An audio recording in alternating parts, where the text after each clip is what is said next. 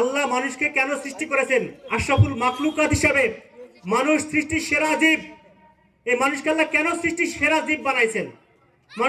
মানুষকে কি দায়িত্ব দিয়ে পৃথিবীতে পাঠাইছেন? আল্লাহ এই মানুষকে পৃথিবীতে পাঠাইছে খলিফা হিসেবে, রিপ্রেজেন্টেটিভ হিসেবে, প্রতিনিধি হিসেবে। আল্লাহ সমস্ত কিছু যেমন সুশৃঙ্খল শান্তিপূর্ণ উপায়ে পরিচালনা করে, এই পৃথিবী তেমন সুশৃঙ্খল শান্তিপূর্ণ উপায়ে পরিচালনার দায়িত্ব দিয়েছে আমাদেরকে, এই মানুষকে। মানুষ যদি এই দায়িত্ব পালন করে, পৃথিবীতে যদি ন্যায় শান্তি সুবিচার প্রতিষ্ঠা করে, তবেই মানুষকে আল্লাহ যে উদ্দেশ্যে সৃষ্টি করেছেন সেই উদ্দেশ্য সফল করলো।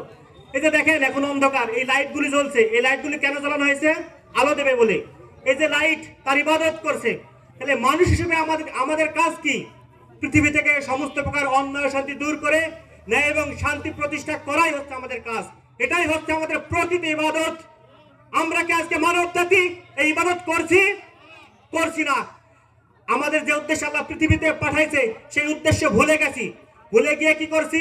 নামাজ রোজা হজ যাকাত করছি। আমল আমাদের যে উদ্দেশ্যে পাঠাইছেন পৃথিবী থেকে অন্যায় শান্তি দূর করে ন্যায় এবং শান্তি প্রতিষ্ঠার সংগ্রাম করা, মানুষকে শান্তি দেওয়া, নিরাপত্তা দেওয়া, ন্যায় দেওয়া, এই ইবাদত আমরা ভুলে গেছি।